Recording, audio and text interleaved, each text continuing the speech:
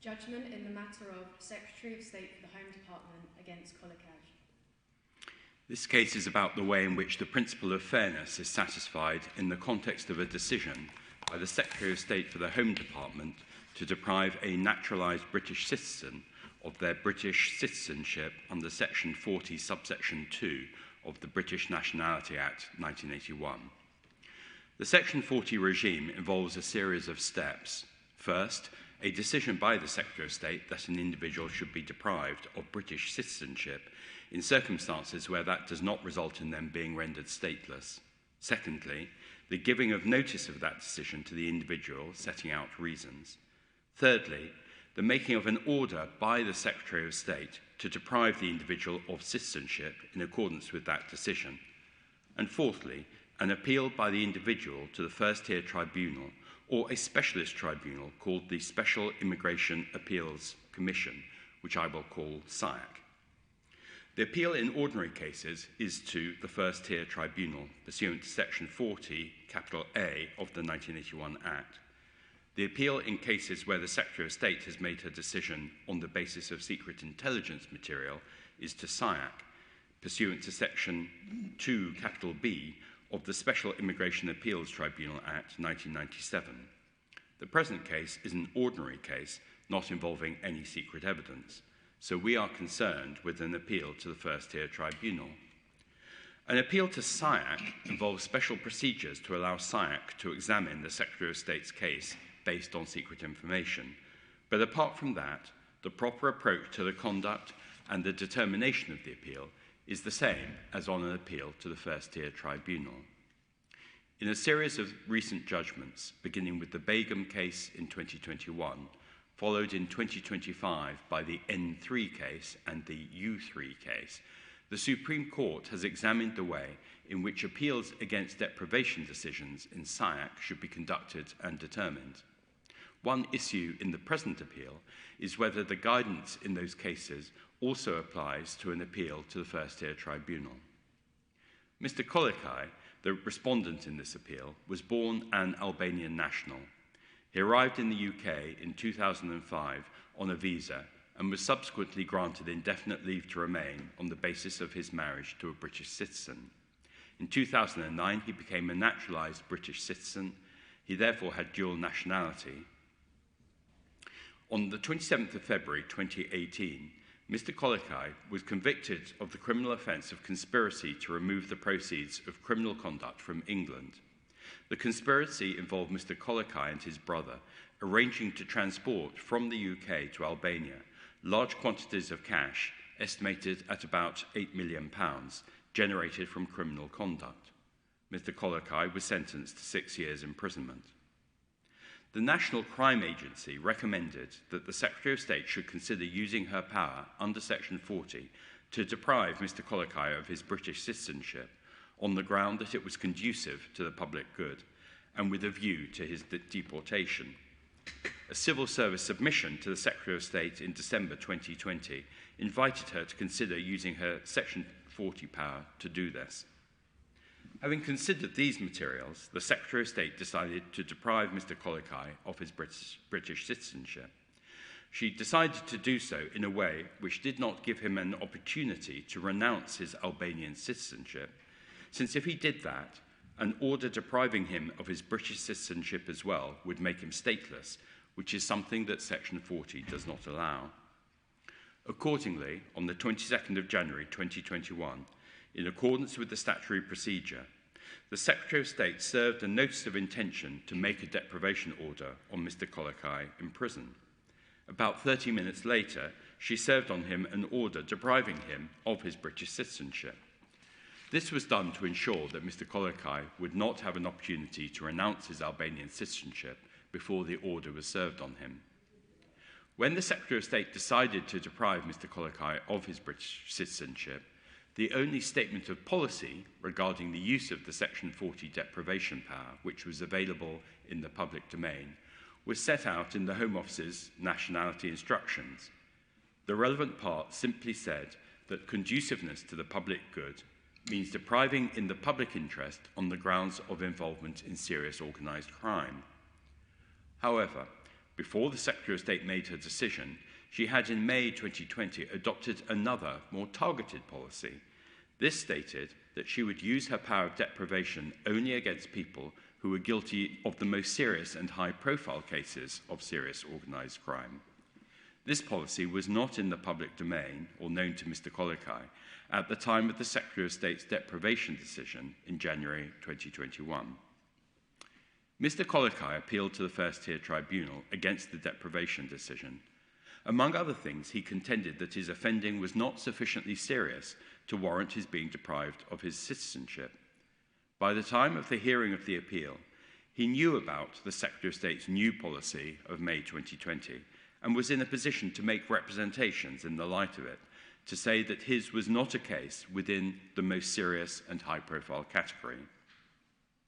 The parties and the tribunal all assumed that the relevant question was whether there was a valid public law challenge to the decision as originally made by the Secretary of State in the circumstances existing in January 2021. The first-tier tribunal dismissed the appeal. Mr Kolicaj appealed to the upper tribunal. That tribunal allowed his appeal on the ground that the Secretary of State had not distinctly considered, as she should have done, whether she should make use of her deprivation discretion under Section 40 in Mr Kolikaj's case. The upper tribunal again assumed that the relevant question related to any public law challenge Mr Kolicaj might have to the decision as made in January 2021. The Secretary of State appealed to the Court of Appeal. The Court of Appeal made the same assumption about the question which had to be addressed.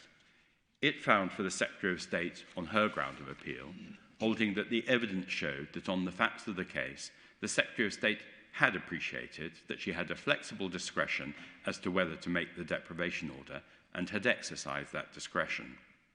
However, the Court of Appeal upheld the upper tribunal's decision on the different basis that the deprivation decision, the notice, and the order of deprivation were affected by procedural unfairness.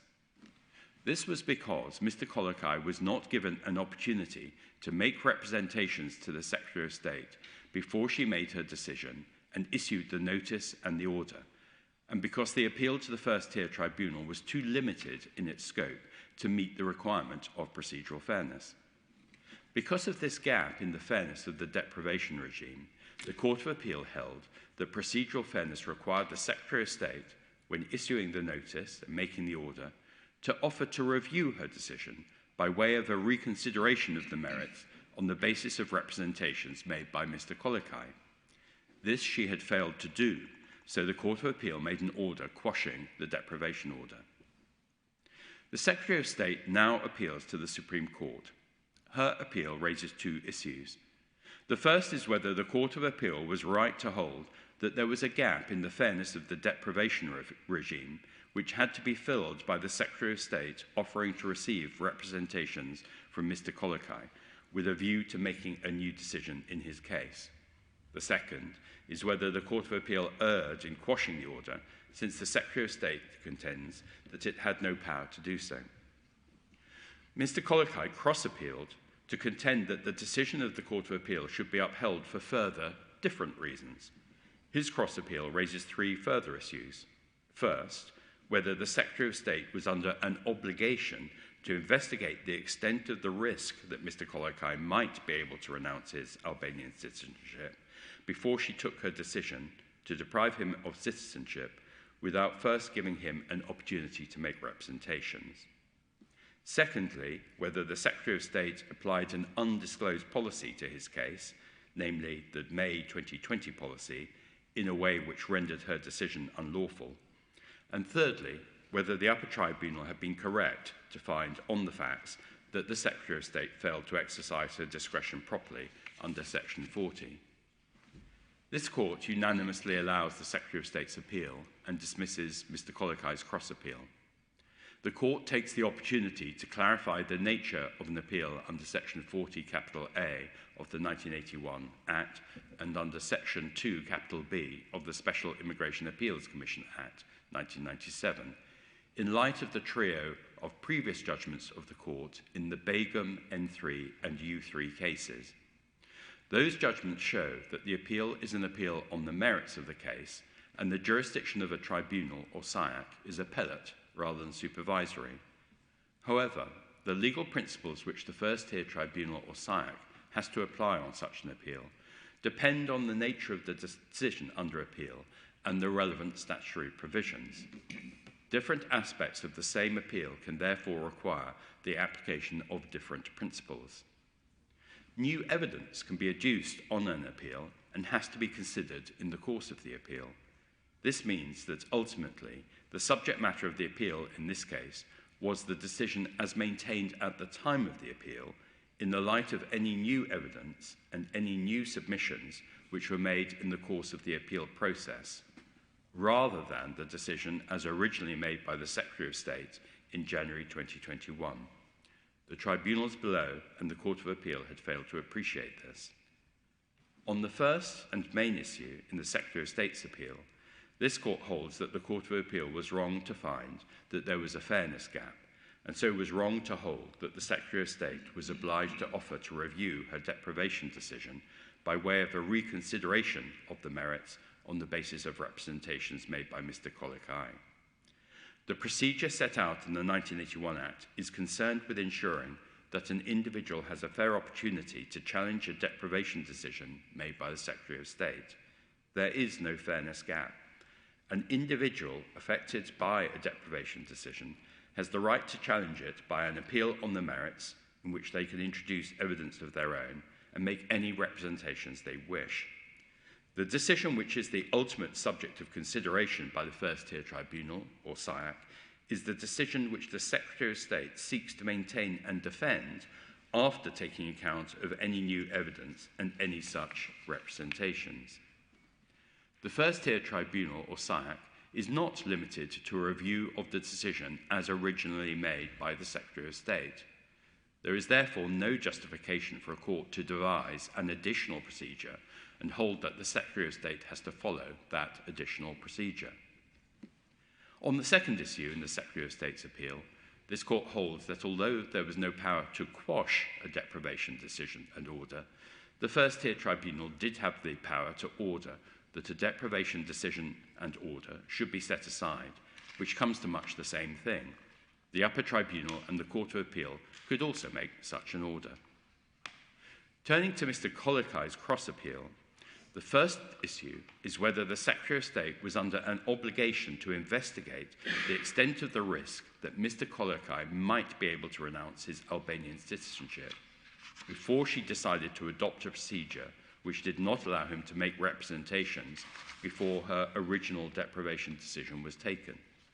She had not done that, so Mr Kolicaj argued that she had failed to establish any justification for omitting to give him that opportunity. This court dismisses this argument for essentially the same reasons as in relation to the Secretary of State's appeal. The statutory scheme itself ensures that an individual subject to a deprivation decision has a fair opportunity to contest that decision and make representations against it in the course of bringing an appeal against it after it has been taken. The statutory scheme thus indicates that the Secretary of State was not under any obligation to investigate and to find that a risk of renunciation of foreign citizenship existed before she was entitled to proceed to make her deprivation decision without first giving Mr Kolicaj an opportunity to make representations. The statutory procedure is designed to be capable of being operated without involving any risk of the Secretary of State being prevented from taking action in the public interest by way of deprivation of citizenship by the fact that the individual concerned, with notice that a deprivation decision might be made, had renounced their foreign citizenship.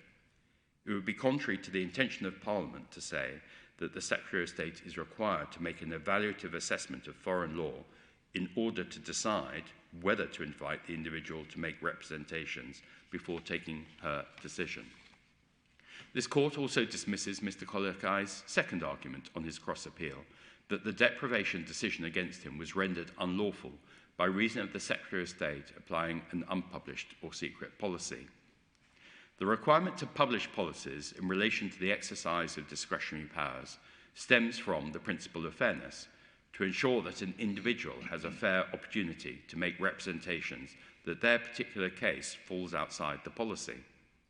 If the appeal had been concerned with the circumstances applicable at the time the Secretary of State took her original decision in January 2021, this would have been a ground on which that decision might have been found to be unlawful. However, the appeal was not concerned with the original decision, but rather with the decision as maintained through to the end of the appeal. By that time, Mr Kolicaj had been told about the May 2020 policy, and he had a full opportunity to make representations about why it did not apply in his case.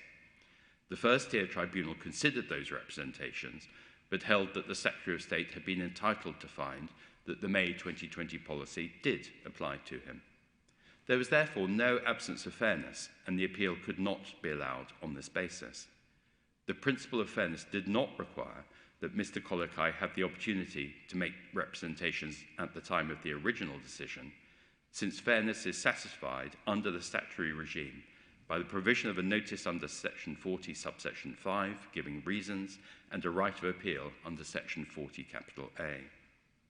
Finally, on Mr Kolikaj's third argument on his cross-appeal, this court has reviewed the evidence and finds, in agreement with the Court of Appeal and disagreeing with the upper tribunal, that the Secretary of State did not adopt an excessively rigid approach in taking her deprivation decision. She appreciated that she had the discretion to consider whether to deprive Mr Kolicaj of his British citizenship, and she gave due consideration to the exercise of that discretion. Accordingly, this argument of Mr Kolicaj also falls to be rejected. The overall outcome, therefore, is that Mr Kolikaj's cross-appeal is dismissed and the Secretary of State's appeal is allowed. The Court will now adjourn.